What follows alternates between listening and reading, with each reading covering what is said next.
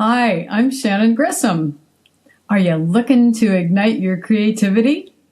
Or how about be inspired by a steady stream of muses? Welcome to Painterly Life, the podcast that celebrates those who create, inspire, and innovate. So whether you're looking to spark your next big idea, reignite your passion, or simply soak in some creative energy, this is the place for you. Painterly Life, where every guest is a new muse, just for you.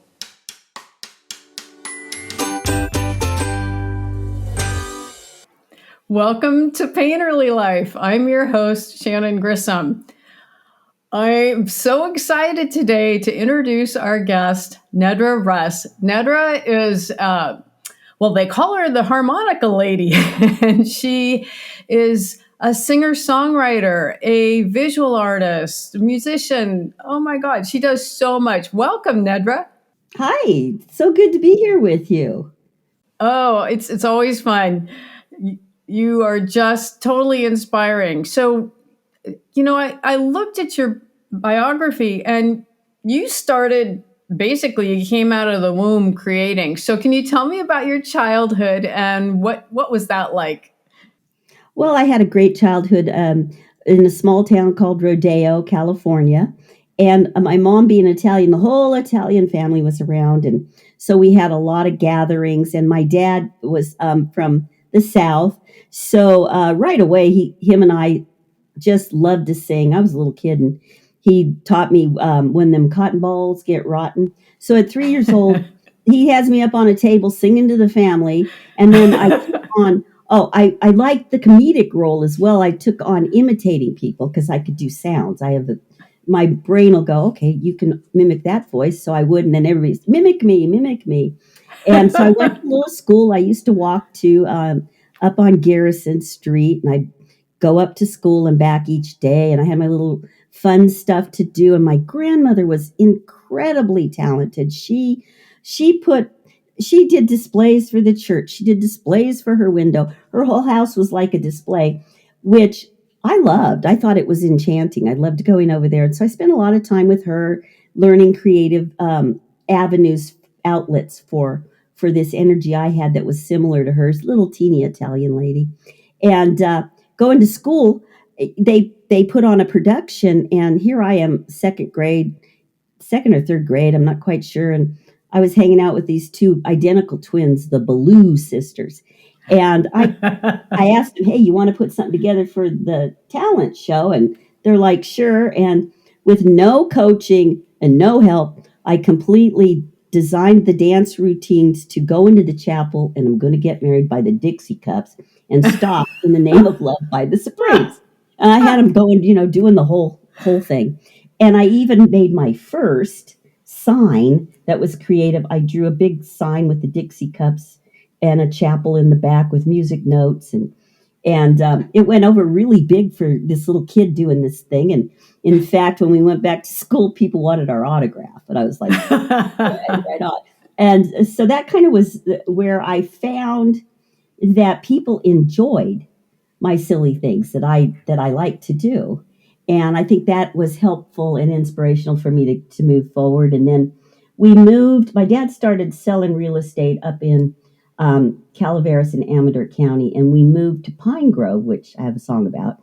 And I started going to school in Pine Grove, and then over to Plymouth, and then to Amador High until the end of my sophomore year. And in that time, I really loved choir, and art. So my first painting, I got my first acrylic set. I was so thrilled. And I started painting in art class. My first painting sold to one of the students. Okay, that's works. Great. You can even make money.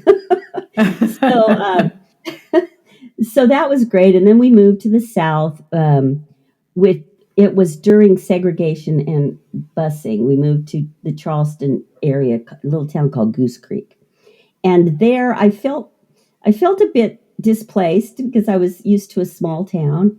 And I started playing my harmonica more just to I took drama, and I do a skit with my harmonica, and I'd walk around kind of playing it. So I was kind of the cool kid that from California that sounded different and played a harmonica. So that made me feel a little bit more natural in that environment. And then we moved to Florida, and I went to college and took art and design, graphic communication in Florida. And then I moved back to California and took plate making and printing and graphic at in Stockton at the college there. But I ended up needing to go to work. So I kind of dropped. I wasn't able to do that. But I found just being creative has helped me every environment I've been in. There's opportunities. And I want anybody out there that's creative and listening to this to understand, even if you're not in the place that you thought you should be, where you're at may need what you have. And Oh, that might get yes. you another step to somewhere, Yes. which it's always done for me. And so I'm so grateful for that, because I've been able to take a job that you wouldn't think would end you up somewhere and end up leading a department with all over people, you know. So I've found the creative energy that I have is contagious and enjoyed. So for that, I'm really grateful. I'm Well, really. you really got to use your creativity in your day job at Safeway. I mean, you made tremendous strides there. So tell me a little bit about that. Well, I had my own gallery in Amador City, and I had 12 artists there, and it wasn't a co-op.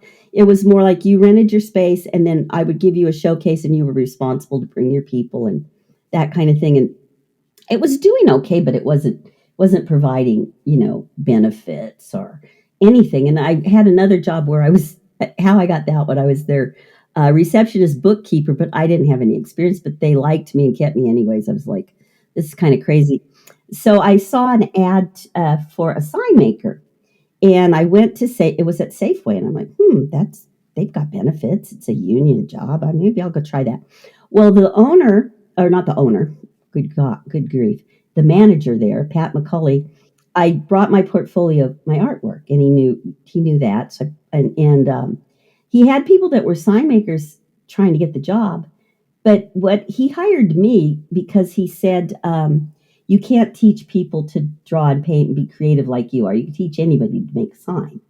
So that's how I got that job. So I started, and I shined, big time with my production I was doing. They gave me my own space, all the supplies I needed, and I ended up catching the eye of the regional director. So I ended up lead sign director, display builder, and I had 20 Safeways. So I traveled a lot, and I made large displays, and I trained people, and I did that for quite a few years, which took me from a part-time employee at a lower wage up to a full-time top wage earner, just with that creative energy. And it was a fun job because they would give you displays to do with themes, and I could come up with those. So I won basically everything that was out there. I was like the number one sign director, sign display artist, and they used to have incentives that the company, say it's Heinz ketchup, for instance, or Corona beer, where you build a display, and I would build it all up, and then you take pictures, and I would even make those creative in a booklet with all of it, and they'd send it up, and I would win. Won trips to Europe, which I traded. I didn't want to go to Europe. I mean, I did, but I didn't want to go to Europe at that time, and I needed a car, so I traded for a car with my manager, and he went to Europe. Wow. So, yeah, I got a little 626 car I could buzz around in, and I'd win all kinds of things. And they had travel vouchers, and I won enough of those to take my son to Disneyland and down, which was a dream for him. So it each thing led to something better. It was just so great. And then I had a car accident. I was 37 at the time, and it was a major car accident on a foggy night, and I was meta-flighted up to Reno, and great team of surgeons and care providers there kept me alive, and I had a near-death experience, which basically um, saved my life. The whole team saved my life. It was a miracle. They said it was a miracle. I had a lot of people a lot of people praying for me and by my side, and a team that just did a great job at getting me back to health. And I was back to work fairly soon. However, a lot changed during that time that I was off. They stopped having the display contests, and so and they stopped the sign program. They started having computers. They tell you, oh, automation's good, but it really does replace you. You know, the computer signs were just, they're all generic, they all look alike. They're not fancy, there's nothing that's eye catchy, so you had to become boring evidently. But what I did was I became the florist in Jackson, and then I still had 9 stores that I would go in and kind of give facelifts every once in a while. So my job was still there. And the thing with the near death experience, which is a book in itself, you know, there's so much that goes with that. What that did for me as far as my art was, I came back with a different sense of reality and a different sense of time.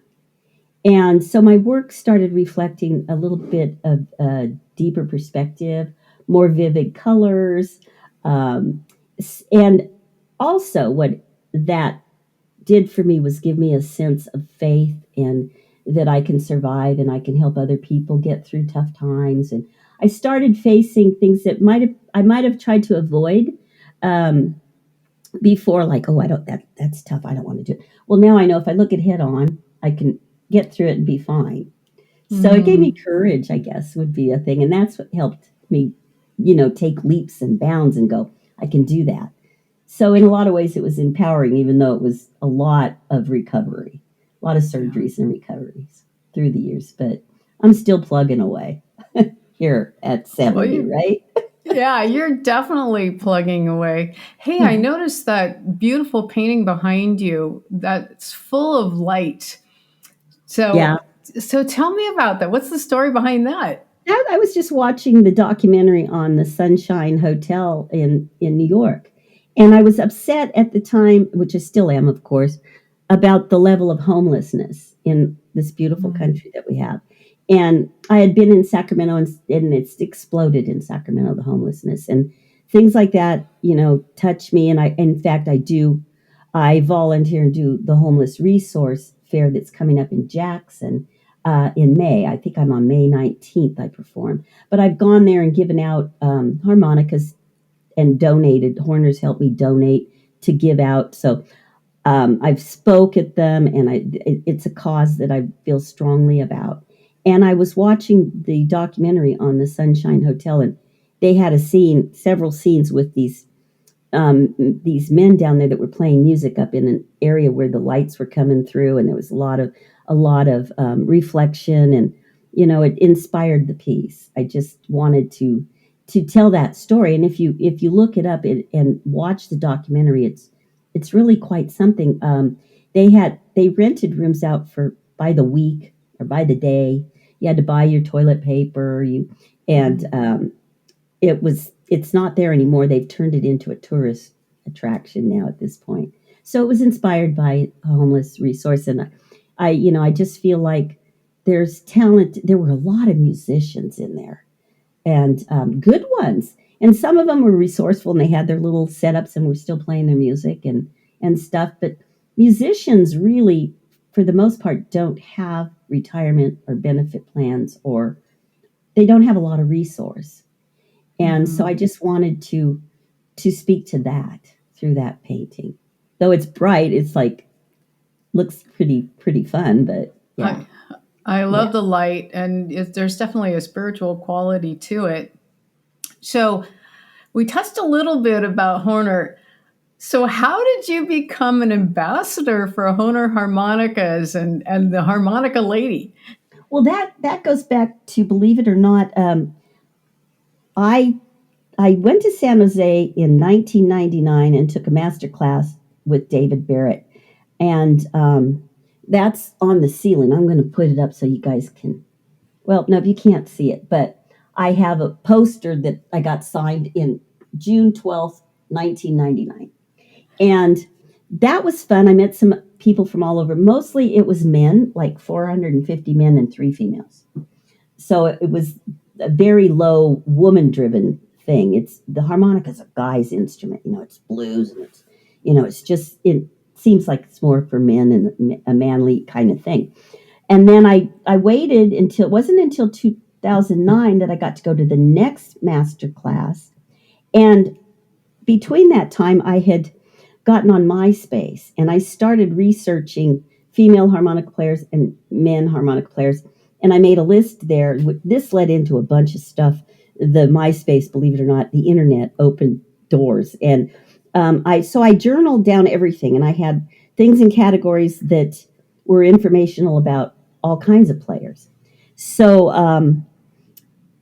in that 2009, at the end thing, everybody said, come join our Facebook group. So I went and joined the Facebook group. And then I was online with mostly harmonica stuff. That's the only reason I really went online. And in 2009, I also attended my first SPA, Society for the Preservation and Advancement of Harmonica. It's a big organization, and I was blown away at the versatility of the harmonica and how many things that it does that most people don't know about. And I met the last living harmonica at one of the spas. I've met Charlie McCoy. I've met Howard Levy. So I started studying a little bit more online because they were making that more available. Well, I always liked wearing, I had one playable necklace that someone had given me in my travels, and I lost it along the way. And I thought, geez, I want to start making my own. So I started trying to buy them, and I thought, geez, they're expensive, and I don't know. So I just wrote a letter to Horner and said, this is when they were still in Germany. It was Horner, Germany, and now it is KHS America, and it's a larger corporation that incorporated Horner into their product line. So it switched. But my original contract that I signed was with Horner out of Germany. And they provided me with things at cost. They give me a lot of things free. So I could pass the cost on not so high as well to anybody that wanted to buy them. And then I just started making them, and that kind of took off. And I ended up going to SPA and meeting everyone. And to this day, I'm still, I just signed the KHS contract.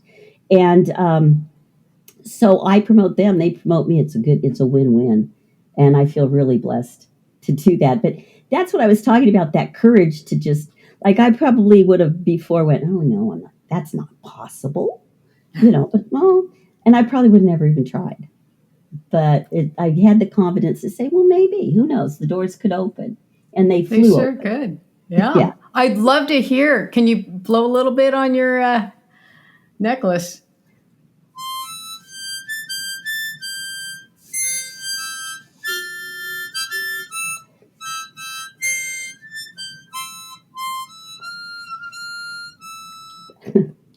Oh, that's great. It has such a wonderful sound. This is awesome. It's tuned in C.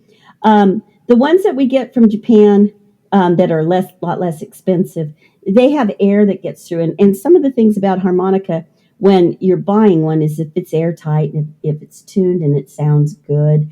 And there's so much, there is so much to know about the harmonica and the types of harmonica and the special tunings. And this is a diatonic tuned in C. Now, if you're really a good player, you can pretty much pick a C up and find a position on it and play with any song. But that's not every harmonica player. Most have to have the full set and range. And there's a lot of them. I carry 32 in mine because my husband plays different tunings and styles in his guitar playing. So I have all of them. And then going to SPA, I've vended a couple times. I've gone as a presenter, a performer, and a vendor, and a representative and vending for Charlie Musselwhite. So I've gone in, and being down in the vending area is where all the inventors come. It's where anything new is, and they all stand around and talk about it. And so you're right in the heart of it, which ends up costing me a bit of money because I find things I want to buy. Fortunately, they buy my stuff too. So it puts you in a different place within that community if you're in there. If you go to the event, it's going to be in San Antonio this year on the Riverwalk. I'm not going to make it. I'm too booked with too many other shows, so I'm not going. But they have seminars and performances and dinners, and I have made so many wonderful relationships that I would have never dreamt I would have ever made by going and being involved. Having the courage, as they would, as the I Ching would say, to cross the great water, to get there. That's the journey. And that sometimes can be the hardest part. Luggage lost, you know what I'm saying? Things on that kind of journey. And we've driven a few times too, which is a lot of fun. So I'd say if you're a harmonica player, go to that at least once. Put it on your bucket list. No matter what, go, because you'll never lose that experience from your mind. It's just that good. Yeah, and all of that stuff on MySpace and then Facebook led to and then the things that I did in MySpace that put together the types of people and the players and stuff caught the eye of someone in the UK that was starting a World of Harmonica website and company. And he approached me, could he use my records? I said, sure. And then he ended up having this large network in the UK where I entered my second album and won second place People's Choice Award for Everybody's Been Somewhere. And that was kind of an honor because it was the People's Choice. And it was great players. I wouldn't even, their music is fabulous. It was great players. So that was neat. And then I won that I was in the top 100 players in the world. So I got a few honors from that. That didn't hurt approaching Horner,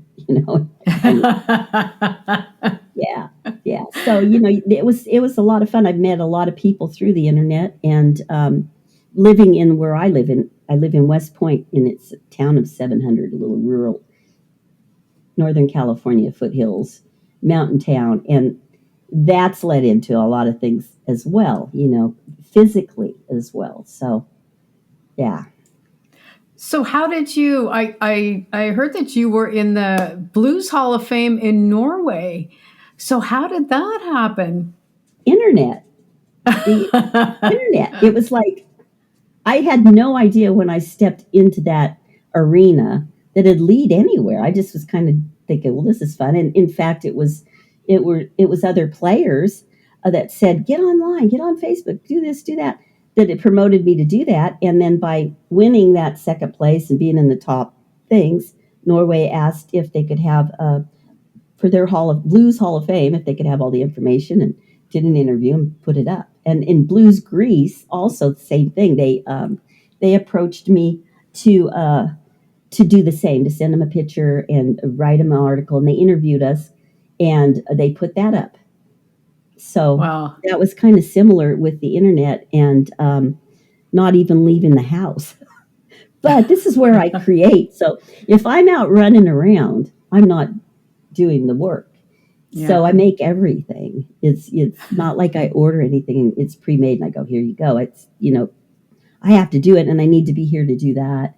And there's a lot of work to understanding mediums when you're painting. And I like them all. Yeah. I love oils. I like acrylics. I like decoupage. I like pen and ink. I like drawing. So the range of work that I have is just, I have a large body of work in different mediums and styles through the years. My son says, Mom, you go through things, it changes your style. You go through some more, it changes. There's like eras. And when you've been doing this long, I've got drawings from high school still here in my portfolio. So I end up with a large body of work. And by putting that out online, it brought me those opportunities, as well as I was on a Disney podcast called Big Fib. And that was all through someone looking through the internet and stumbled upon me and thought, well, the show was kind of like Whose Line Is It Anyway? They get they get children and they get subjects, and then they get an expert on the subject and another person, and the child interviews you through these means like we are podcast, except you're blocked out. They can't see your face until you win or lose, or the child picks the right or the wrong person. And in my case, she figured out I was the expert. They asked her, well, why did you pick her? And she goes, well, her answers just sounded a little more reasonable. So that was fun. And I met you on the internet. So yes. Yeah, so it's all good. It is all good. So you definitely have roots in Americana blues. Can you tell me the story behind Little Bumblebee? Well, that one goes back to actually on 4/20/2011. I was invited to a party that my friends were having, a music party, and I'd never been invited to that party, so I thought it was kind of strange, but I'm like, okay, I'll go. Well, this guy came named Julio in glasses, Julio Guerra, and we started playing, and downbeat, we were just simpatico. It just was magic. And so he says to me, I said, well, I'd like to play music with you more. It's interesting and fun. And so he came over during a blizzard from Bear Valley with his 5 guitars, and Casey put him in. It's like, you moving in? In my front room. And I'd given him my first CD, Moving On. He'd learned all my songs. He knew my songs, which that's most people. That's huge. That's huge because most bands want to do their songs or do a cover. They don't want to play your music, original music. So I had recorded it myself and been playing it with backing tracks at shows by myself. It was my music. It was getting out there, and same thing. It ended up online. And so anyways, he comes up and we start playing, and we were actually doing Ain't No Grave Gonna Hold My Body Down. He was trying to teach me that song. And somehow he started doing stuff with his slide. And I went, I've got a song. And I hit record, and in one take, record Little Bumblebee. Wow. And I asked him, I said, you just sound like, what had happened was, there was a couple things that happened. I had a 300-year-old oak tree go down with a huge nest in it. And we have people that came that make honey. So I had them come relocate my bumblebees. And I got to watch all of that going on. And if you watch my video in YouTube, it shows that actual event with them and the bees coming in and out, because they had to do it at night with the smoke, and there was a sound that just buzzed. It was an amazing sound, because that many bees, right? Just it had a vibration and a buzz. And I said, it sounds like bumblebees, like my tree that just went down. And he goes, oh, I used to work at a honey farm, and I painted the cages, or I don't know what you call them. Wow. The places where they make the honey. And so I went, wow, that really, so the song just kind of came out because he was making that sound that I heard down there with his guitar. And it's been a favorite of a lot of people. In fact, we just did it a week ago, and the whole place was up going nuts over it. And so it's still, to this day, it's a really popular song. And then he was like, he just loved that. And then the whole CD kind of came out in a short period of time with him and I. Fall Before Night, all of the songs, Ramblin' Girl. I mean, there's just a bevy of songs that we recorded on that CD that took the second place. And that was before it really had even gone out there to the world to know the song. And now on my records in Spotify and iTunes and different places, it does okay. People enjoy it to this day, and we still perform it, and it's always asked to be played. So my message was with that one, kind of like the homeless resource, was, hey, save the pollinators, save the bumblebees. Think about it. Plant flowers that they like, and so it ended up having a bit of a larger message as well. That's great. We'll have a listen right now.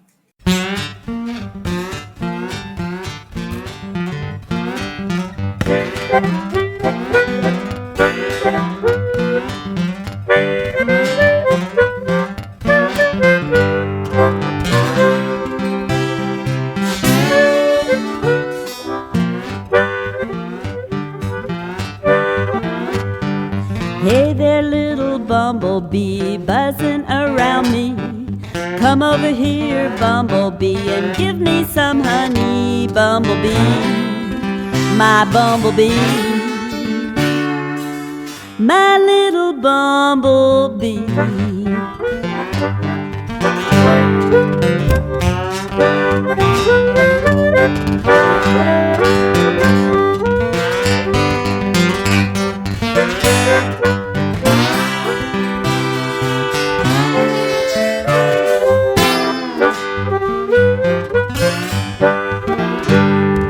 Hey there, little bumblebee, come and land on me.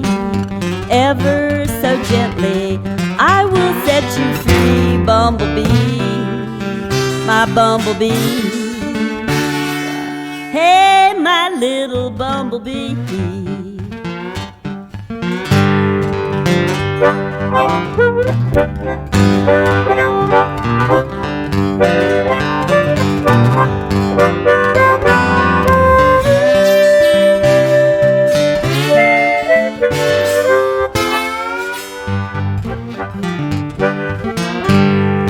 Hey there, little bumblebee, you know that you love me.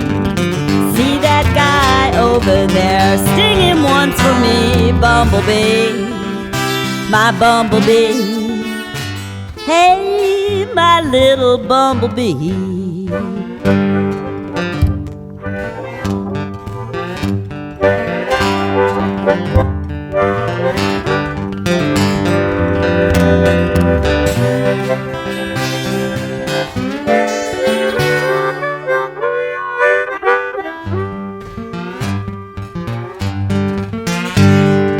Hey there, little bumblebee, buzzing around me. Come over here, bumblebee, and give me some honey, bumblebee, my bumblebee. Hey, my little bumblebee.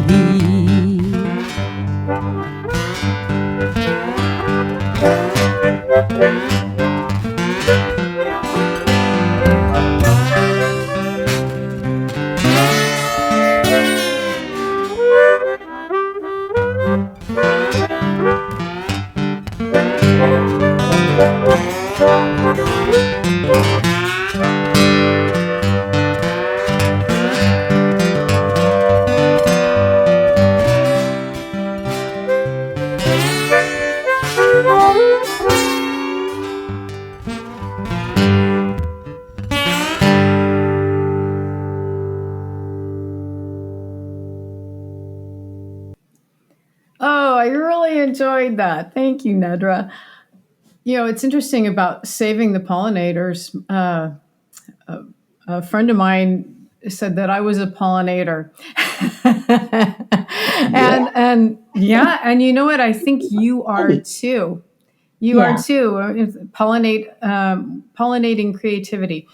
So, how do you balance your music and your painting and all the wonderful things you do? How do you just kind of go with the flow with what feels good that day, or how do you work that in your schedule?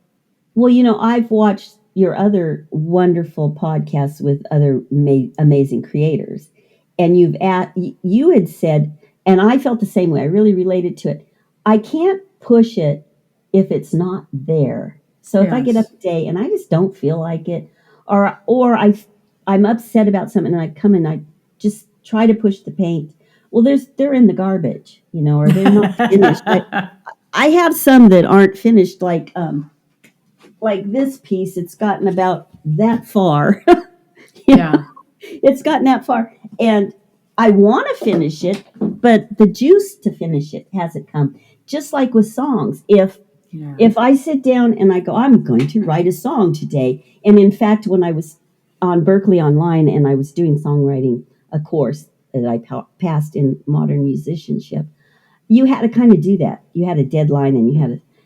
I don't know that I wrote anything for that class. I scored well that we've ever really played or that I felt good about. like Bumblebee just came through, and I've been working on one here right now that you can see from the scratching and the this and the that.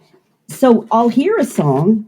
Julio's guitar may speak to me, and I'll hear words, and that's easy. Or I'm just sitting in the backyard with this one that we're working on right now called Fortune Teller. It's kind of it's really a lot different than any of the work I've done. It's more on the jazz melodic side. There's a lot of melody line in it, and it just kind of flowed, and I hit record. That is the best work for me. It has to flow. So my third thing that kind of balances me out when I don't have a song or I don't have a painting is I work on the jewelry. And I go in there, and that's kind of like, say you're knitting or you're sewing, and it kind of slows you down and makes you focus and not think about anything except doing that jewelry piece and putting it together. It takes a lot of concentration. And so that kind of, I would say that is my balance beam. It's going there, or going and doing something, or doing a show, or working in the yard, or walking the dogs, or getting out in nature and just visiting. Like this last Sunday, we went to our bass players, had a party at his house, was all musicians. And everybody played, and they were all pros, so we didn't do anything that was bad. It was all really good. And just getting out of myself and my area where I feel pressure to create, that can lift up and rejuvenate me and give me the energy to do some more. So I try not to force it. I go with the river. I have a song, The River, and the river's healing. You go put your feet in the river, throw rocks, fish, anything that kind of grounds you. And those type of activities help me. And I love to cook. It's planning meals and cooking. And so those things kind of help me balance out. And I think that as I've gotten older, a lot of things don't feel as as necessary to do. Like there are things I say no to now, where before I'm all, oh yeah, I'll be there. I get myself so overloaded with so much, you lose sight and you lose energy. So I've as I've gotten older, I've done better on meditation and prayer and yoga, and kind of balancing myself down and saying I have to take time to do something else. And it always comes back. It doesn't go anywhere. It's always with me. My head is always looking that way. I don't know. You're probably the same way as pollinators. You're probably like you're out somewhere and you're going, oh, look at how that yellow looks against that blue. And that brown is coming through. And look at that look at that bird landing. And it goes in, and later it may come out in a painting. And I didn't even know I was storing it away.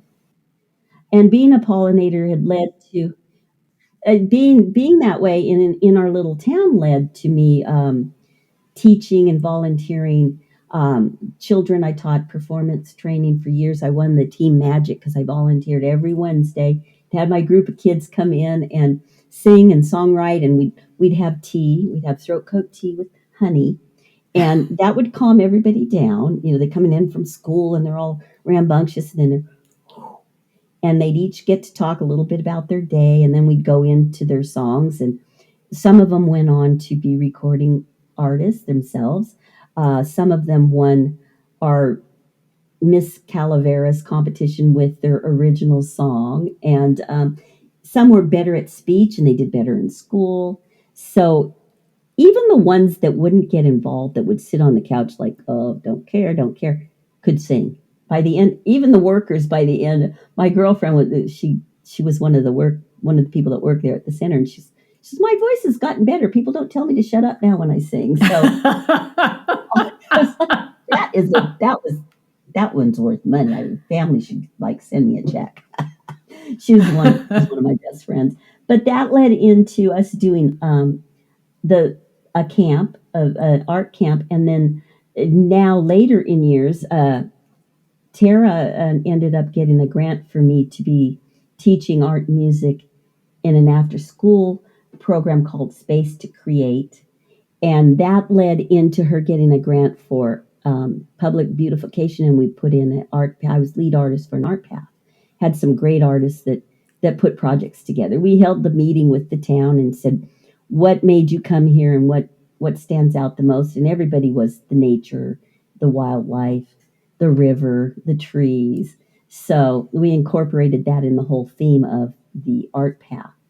And you can come to our town now and it's there. You start at our library and you go down through the town. You see our murals and our artwork and our sculptures and things on walls, so it's beautiful. And I'm hoping someday maybe we can do it again and add more to it, because there's not much to do in West Point, but come have a cup of coffee, walk around and see the art. It's kind of inspirational. I'm working on that with the Calaveras Art Council too. I'm going to do a solo show in October in the gallery there, hoping to gain interest so people will start coming over and looking at it as an art town. I mean, we have writers and artists that are amazing in the town. So those led to pollinating those efforts, and which went in directions I never would dream of just by going down there and volunteering. So sounds great. So where can people find out more online? Where can they find more information about you? Well, I'm doing some really great things, and I would love to see anyone. And you tell me that you watch this podcast, and I'm going to give you a free harmonica. I've got some little plastic ones that are pretty nice. They're actually well-tuned.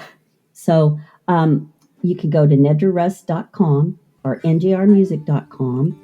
In May, I'm doing a solo show in Volcano on Saturdays and Sundays. I have guest artists coming. So there's going to be lots of surprises. And on Sundays, we do an acoustic open mic. So bring your guitar, bring your song, come sing with us. And also up at Gibson Roadhouse on Highway 88, I'm going to be doing hosting a monthly jam as well. We play there. We also have shows.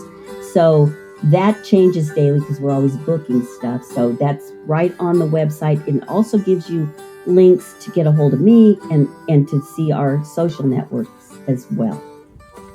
Wow, that's great. Well, thank you, Nedra. Boy, you really are painterly powerhouse. Yeah, and I want to tell everybody I'm only 4'8.5", because they always say to me, "You look taller on the computer." You do. You have a huge presence, and it's a beautiful one. Alrighty, well, that's a wrap. Thanks for being here, Nedra. You bet. I enjoyed it. For more information and to watch our show, you can find us wherever you listen to your podcasts, and definitely on YouTube to see the video version at painterlylife.com for all the backstory, all kinds of links to everything you could think of. Well, that's a wrap. We will see you next time. Thanks for hanging out with us.